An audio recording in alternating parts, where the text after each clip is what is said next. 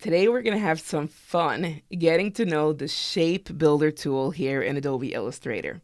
You can find it in the toolbar, or you can just type Shift M on your keyboard. So this cool tool lets you create awesome shapes by combining simple shapes like circles and squares, or even subtracting one shape from another. It's super simple to use, and once you get the hang of it, you can let your creativity run wild and make all sorts of really interesting shapes with just a few clicks. Okay, so let's get into it. Here we have three shapes. We have two circles and a square. And I'm going to select them, right? And then I'm going to grab the Shape Builder tool. Now, see how when I just hover my mouse over these areas, how they get highlighted? That's how the tool works. So whenever two shapes touch each other, they're treated as separate shapes, which means that we can combine these shapes or subtract from each other. So to combine them, you just click and drag. So I'm clicking and dragging, and boom, just like that, we got a new shape. So by default, when you click and drag, it's going to add. It's going to be in the add mode. So it combines shapes into one. I can now go and add this piece as well if I want to. But I don't want to, so I'm going to undo it. But what if you want to get rid of some parts? Like, for instance, I want to get rid of these right here.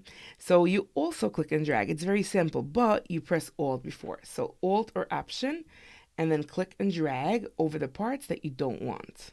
And just like that, we've created a heart shape.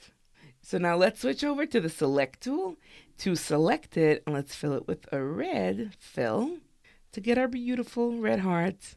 Now I like to go to the Pathfinder once I have my shape to unite it, just to make sure that it's just one seamless shape. So I go up to Window Pathfinder and I click on Unite. And what I also like to do is I like to move the shape out of the way to see if there are some leftover remnants. Sometimes like unwanted shapes are going to get added if the shapes are not properly overlapped. But in this case, there are none. But if there are, I would select them and then I would delete them. All right, so now that we get the basics down, let's move on to the fun stuff. Did you know that it was so simple to recreate the Chanel logo? So just to show you here, just a bunch of circles and squares. This is basically a square, and just pulled a few anchor points to make it into a diamond shapes, just overlapping each other. I'm going to undo what I just moved, and I'm going to select them all and then switch over to the Shape Builder tool. So the first thing I'm going to do is I'm going to delete the unwanted parts, and then I'm going to add the remaining parts that I do want.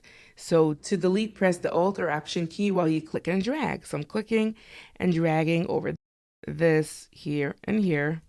Gone. And the same thing on this side. So Alt, click, and drag here and here, and they're gone. And now I want to add the parts that I do want to keep. So now all I need to do is just click and drag, because by default it's in the add mode. So I'm clicking and dragging over the parts. You can do it in a few moves, it doesn't have to be in one move. And just like that, we just recreated our Chanel. Oh, I do like to move it out of the way to see if there are some remnants there, which there aren't any. So now let's do one more. Oh, this one I don't need, so I'm just gonna delete it. All right, so now moving on to the next one. Can you recognize this, by the way? This is the Nike logo. How is it made? Which shapes are there?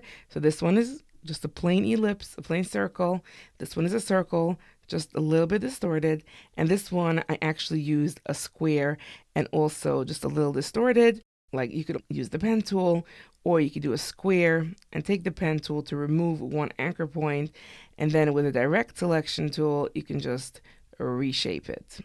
So just a bunch of very simple shapes. I'm gonna undo that.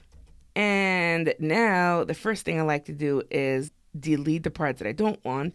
So I'm first going to select everything, Shift M, and now I'm going to Alt click and drag on the parts that I want to delete. And then I'm just going to click and drag on the parts that I want to add. And there you go. Here is our Nike logo. Pretty cool, huh?